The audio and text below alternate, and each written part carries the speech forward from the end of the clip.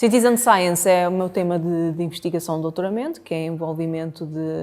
de não cientistas num processo de investigação científica, o que podemos dizer que é um grande win-win, não só para a comunidade científica, como também para quem participa. Vou dar um exemplo muito que nós trabalhamos, que é a monitorização das espécies da zona entre marés, na praia. A nível logístico, o investigador que está a fazer monitorização para perceber se aquelas espécies estão a ser afetadas ou não pelas alterações climáticas é um processo que demora muitos anos, porque é preciso recolher dados continuamente ao longo do tempo e várias vezes. Em termos logísticos, para o investigador, é tempo e dinheiro que se gasta em emissões para ir a recolher dados daquelas espécies na praia, ou seja, recolher dados no sentido em que se a espécie está lá ou não, ou seja, contabilizar o número de espécies ou o número de indivíduos que está daquela espécie naquela praia e perceber se daqui a 10 anos aquela percentagem do número de indivíduos observados diminuiu ou não. Então o que é que se faz? Isto, a ciência cidadã, é uma citizen science, é uma abordagem que permite então isto utilizar as novas tecnologias, porque há aplicações. Eu, por exemplo, vou à praia ao fim de semana e vejo, por exemplo, uma lapa. Tiro uma foto, coloco essa foto numa aplicação que se chama, por exemplo, que eu conheço que existem várias, mas a que nós trabalhamos é o iNaturalist. Colocamos a foto, automaticamente os nossos telemóveis já têm a parte de georreferenciação, aparece logo a localização. Por exemplo, Praia das Avencas, ali em Cascais. Aparece a foto, colocamos o nome, por exemplo, Lapa Falsa, imaginem, com a foto bem nítida e carregamos isso. Um investigador que, por exemplo, do outro lado do mundo faz investigação sobre essas espécies, automaticamente consegue ver que aquela espécie foi observada naquela praia, naquele dia, naquele mês e naquele ano. O que é curioso é que depois quem já é um utilizador experiente dessas plataformas pode ou não validar o registro da pessoa, dizer, olha, essa espécie foi corretamente identificada, olha, no final não é lapa falsa, é lapa chata e muda corretamente. Quando há 3 níveis de validações de outros utilizadores naquela fotografia, significa que aquela fotografia é correta e que está identificada corretamente. Então, isso essas plataformas nós utilizamos. Então, a Citizen Science tem diversos níveis de envolvimento dos participantes. Os participantes podem, imaginem, o investigador define o problema de investigação, define os métodos e o participante só vai recolher os dados. Esse é o nível mais básico de envolvimento. Depois existe um segundo nível de envolvimento em que o participante não só recolhe os dados como também interpreta, ou seja, faz um relatório a dizer observámos X espécies nesta praia durante X anos, pronto. E existe um nível mais complexo, ou seja, mais aberto de envolvimento, em que, por exemplo, há uma comunidade local que tem um problema, gera uma questão de investigação, contacta o investigador ou a universidade de perto e eles próprios desenham o projeto. E o que eu fiz no meu doutoramento, num primeiro ano, foi mais um nível de recolha de dados, ou seja, o que é que eu fiz? Eu queria estudar a monitorização das espécies da zona entre marés e perceber se existiam espécies que estão a ser afetadas ou não devido ao aumento da temperatura da água do mar, que é uma das consequências das alterações climáticas. Envolvi 10 escolas, de norte a sul do país, no meu doutoramento, Zona Matosinhos, Lisboa e Faro. Fiz uma série de atividades, criei do género de um módulo de ensino, em que dentro desse módulo tinha idas à praia, criei imensos jogos didáticos, como jogos de tabuleiro, como jogos de vídeo, como vídeos, etc. O grande objetivo nesse primeiro ano é que eles tivessem todo o conhecimento do que são as alterações climáticas, porque existe uma grande confusão, porque não só para eles, mas também para os professores, alterações climáticas é igual a plástico, o que não é. Eles aprenderam a identificar as espécies, eles ficaram sensibilizados, eles foram à praia recolher dados, eles inseriram os dados na plataforma, eles interpretaram os dados, eles cruzaram os dados que eles recolheram com os dados que outra escola recolheu no sul do país. Por exemplo, a Escola do Norte analisou os dados da Escola do Sul e percebeu as espécies diferentes que haviam entre Norte e Sul do país, porque a Sul a água é mais quente, supostamente. Ou seja, ele promoveu também esse espírito científico de projeto de investigação e desenvolvimento de determinadas capacidades científicas dos alunos. Houve uma conversa com investigadores e depois o que é que foi feito no segundo ano? Ok, os alunos estavam num quarto ano e como fizeram uma apresentação para a escola, cada escola, e a convidar uns alunos do terceiro ano a continuarem esse projeto no ano letivo seguinte. No ano letivo seguinte, a estratégia foi diferente,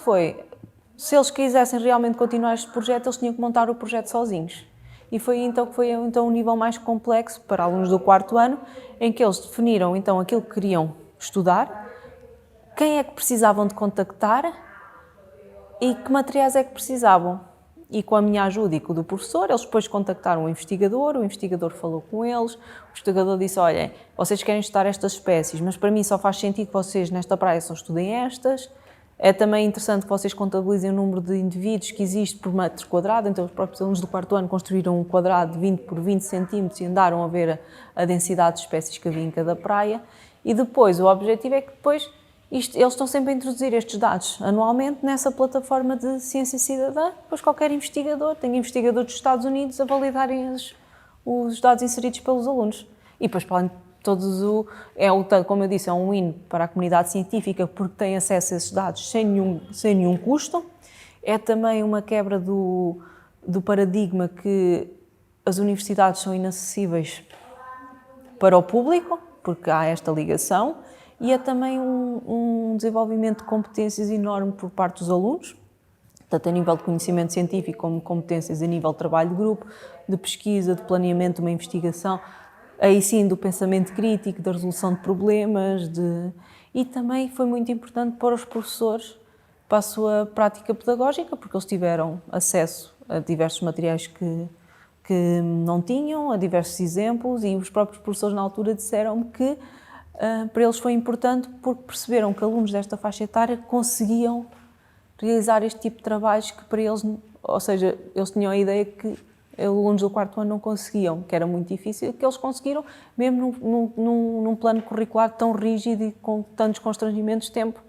Então esse sim é o meu grande foco de investigação, é a ciência cidadã. Isto tudo em termos de investigação, há um grande desenho experimental da recolha de dados, que há a triangulação de diversos dados, tanto a nível de testes estatísticos inferenciais, que me permite dizer, sim senhora, estatisticamente houve diferenças significativas no conhecimento científico dos alunos antes e depois deste projeto, também no desenvolvimento de competências deles, e existe uma grande diferença. Não só porque eu também apanhei ali o momento da pandemia, então quando eles foram para a praia foi ali uma lufada de ar fresco também para os professores, mas que agora o meu grande foco nos próximos tempos é, para além destes projetos que eu estou a participar e como na coordenação, é então promover mais a incorporação da ciência cidadã no contexto da educação formal que é feita nas salas de aula. Lá fora, isto já tem em Portugal é algo que é muito recente, porque só agora é que também se formou a Rede Nacional de Ciência Cidadã. Eu faço parte da Rede Europeia de Ciência Cidadã, mas só em Portugal é que isto está a dar agora os primeiros passos e é que está a ser algo que realmente está a ser feito, está a ser trabalhado, está a ser provado cientificamente. Lá fora já tem uns anos de avanço, mas o que é importante é que em Portugal nós provarmos que é possível incorporar isto no currículo, que não é um peso para o currículo, mas sim, em vez deles, por exemplo, no quarto ano, eles têm o bloco das alterações climáticas, em vez de um professor estar com os PowerPoints, vamos fazer um projeto de ciência cidadã em que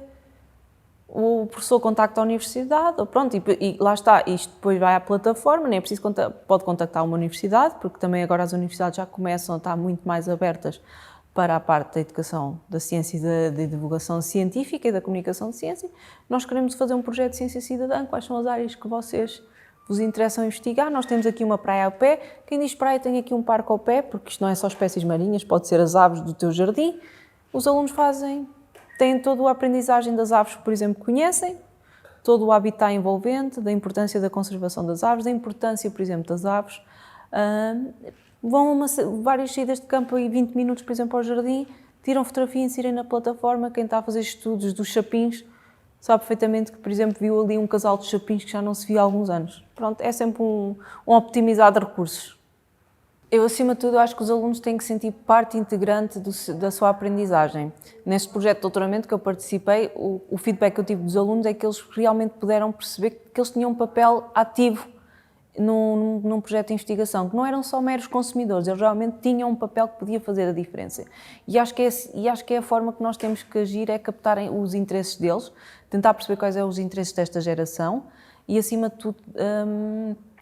despertar o pensamento crítico deles e o raciocínio, porque é importante cada vez mais na nossa democracia. Nós, pronto, tivemos uns resultados de umas eleições que se percebe que é cada vez mais promover o pensamento crítico e, acima de tudo, ir ao encontro dos interesses dos alunos e focar muito a aprendizagem, o ensino, ser muito centrado nos alunos e envolvê-los mesmo.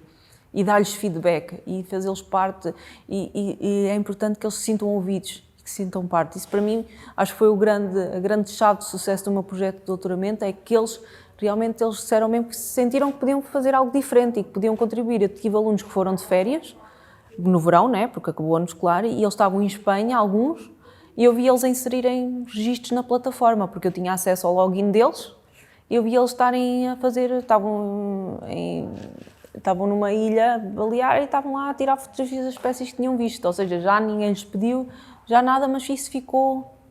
deles, e porque eles realmente perceberam que podiam fazer a diferença, porque eles também tiveram um feedback da comunidade científica, o investigador falou com eles, disse estes dados são importantes, ou seja, em termos de didática das ciências, que é a minha área de especialização, eu acho que é muito trazer a universidade às escolas para eles perceberem que podem ter um papel